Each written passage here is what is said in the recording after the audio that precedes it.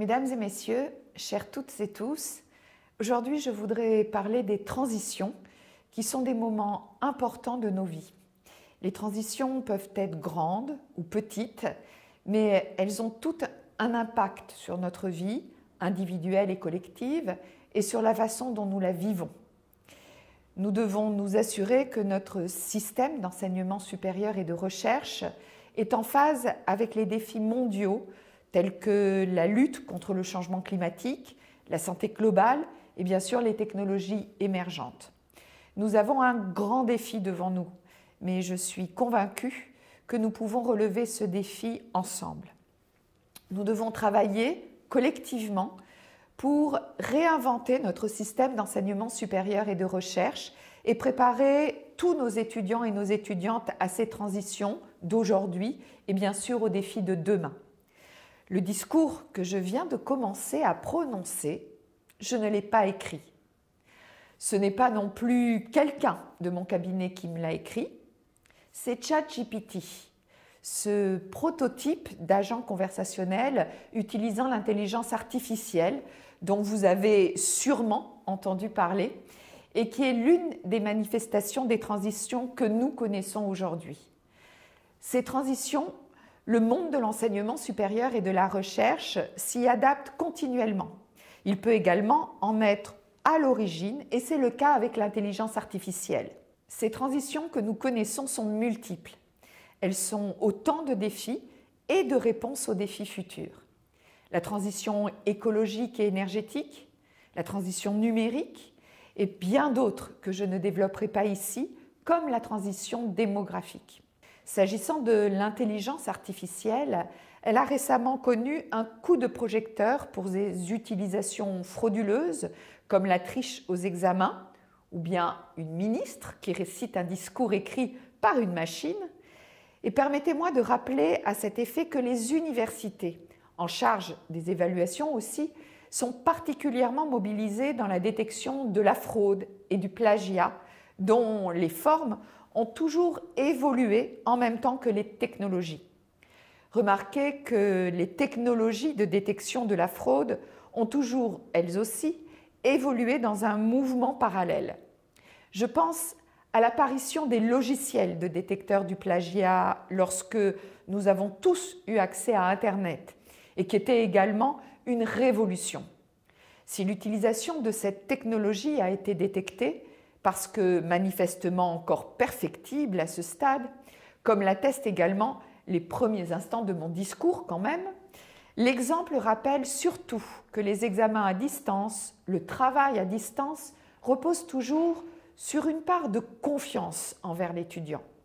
Et puis, en tant qu'enseignant, nous savons que bien souvent, la meilleure détection est humaine, car nous connaissons nos étudiants et les différences de style et de niveau ne passent pas inaperçues. S'il faut toutefois retenir quelque chose, ce sont les opportunités que l'intelligence artificielle offre. Ce coup de projecteur permet aussi de mieux mettre en lumière les impacts socio-économiques majeurs du développement de l'intelligence artificielle. Grâce à sa forte tradition en mathématiques, la France est dans le top 5 des pays experts en intelligence artificielle. Pour renforcer cette position, la France a lancé en 2018 une stratégie nationale pour l'intelligence artificielle dotée de 1,5 milliard d'euros sur la période 2018-2022 et qui a été prolongée dans le cadre de France 2030 à hauteur, encore une fois, de 1,5 milliard d'euros supplémentaires. Et nous voyons aujourd'hui que plus de 80 laboratoires sont mobilisés sur le sujet. Et conscient de la transformation profonde qu'aura l'intelligence artificielle sur notre société, le gouvernement a également soutenu le lancement d'un grand défi autour de l'intelligence artificielle de confiance pour s'assurer d'une intelligence artificielle fiable. Nous travaillons également autour des biais sociaux ou des deepfakes. Les transitions écologiques et énergétiques, elles, nous interrogent tous les jours sur nos manières de consommer, sur nos propres comportements, à la fois individuels et collectifs. Comment mieux nous déplacer, mieux nous loger, mieux nous nourrir? Comment mieux enseigner et mieux former aux défis qui se présentent devant nous? La recherche, la science et la mission de formation de notre jeunesse à ces enjeux contribuent évidemment aux réponses à apporter à ces défis auxquels nous faisons face.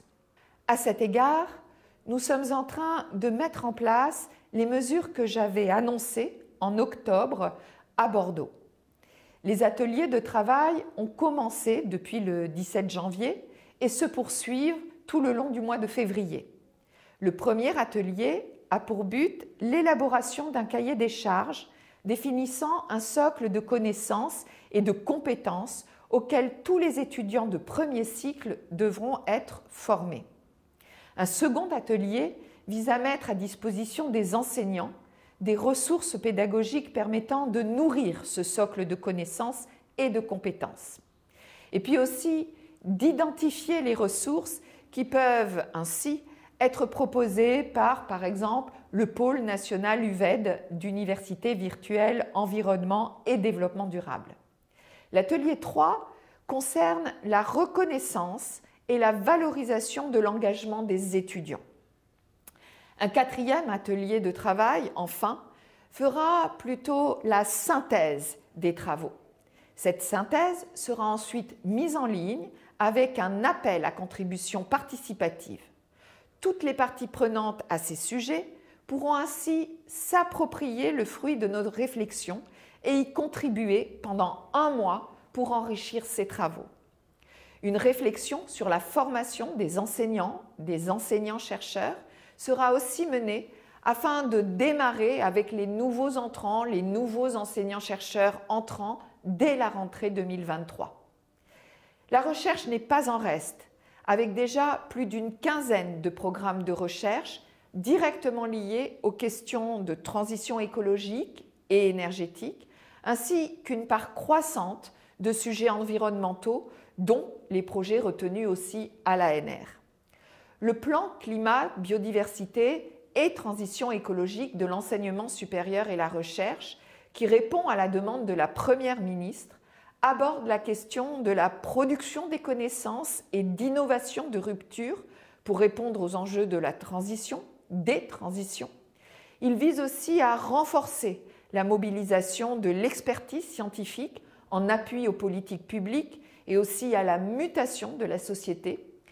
Et il encourage le partage des avancées scientifiques pour conforter le dialogue avec et pour la société.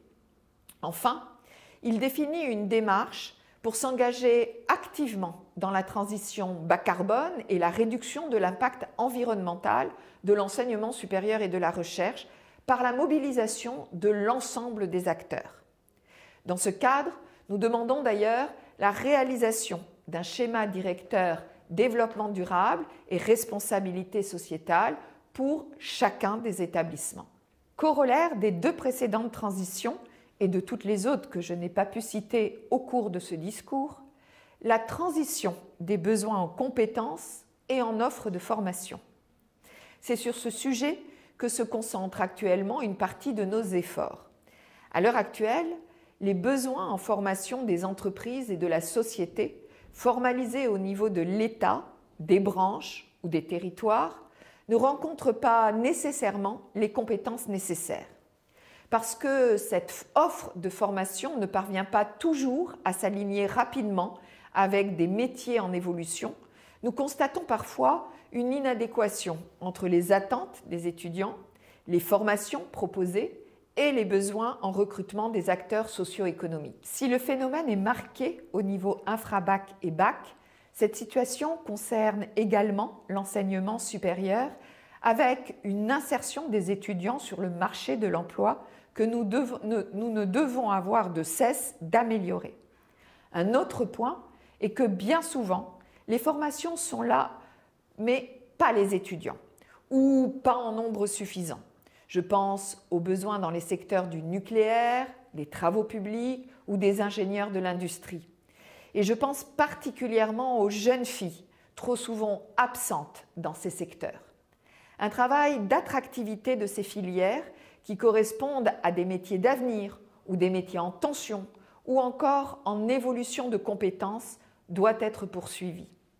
De plus, l'insertion de nos étudiants à Bac+3 correspond à un besoin largement exprimé et doit être vue comme une opportunité pour des étudiants qui ont envie de rentrer sur le marché du travail. Nous devons continuer à offrir des perspectives de carrière à ces étudiants en développant au sein de nos établissements la formation tout au long de la vie, avec par exemple la possibilité d'obtenir un diplôme par validation d'acquis d'expérience et avec des compléments en formation continue. Le volet formation continue est d'ailleurs indispensable à proposer dans un monde où les métiers changent et où l'on change de métier et où les compétences évoluent parfois très rapidement. C'est pourquoi une nouvelle réponse doit être apportée durant ce quinquennat pour faire évoluer l'offre de formation, renforcer l'attractivité de certains secteurs, en particulier en luttant contre les biais négatifs, répondre à la diversité des demandes et garantir durablement la construction du lien orientation, formation, insertion. Cette nouvelle réponse doit permettre tout à la fois de répondre aux transitions que j'évoquais plus tôt dans mon discours et donc à la formation de citoyens éclairés, mais aussi aux besoins des employeurs, aux spécificités des territoires et bien sûr de mieux prendre en compte les différents profils de nos étudiants. Les transitions auxquelles nous devons sans cesse nous adapter sont souvent présentées uniquement comme des défis auxquels nous devons faire face. Ce sont effectivement des défis, mais ce sont également des opportunités. Celle de mieux faire, de penser au monde de demain, de repousser toujours plus loin les frontières de la connaissance. Ce sont nos étudiants et nos étudiantes qui devront répondre à tous ces défis et transformer notre monde. Et nous avons la responsabilité de leur donner les clés et aussi la conviction que la science et la technologie sont et restent une solution à ces défis. Le ministère de l'Enseignement supérieur et de la Recherche est et sera donc évidemment un acteur majeur de ces transitions. Pour terminer, je vous prie de m'excuser de ne pas être physiquement présente parmi vous ce soir pour clore ce think de grande qualité organisé par Newstank. Et je voudrais vous souhaiter, il est encore temps, tout d'abord une très bonne année à tous et à toutes et une très bonne fin de journée. Je vous remercie.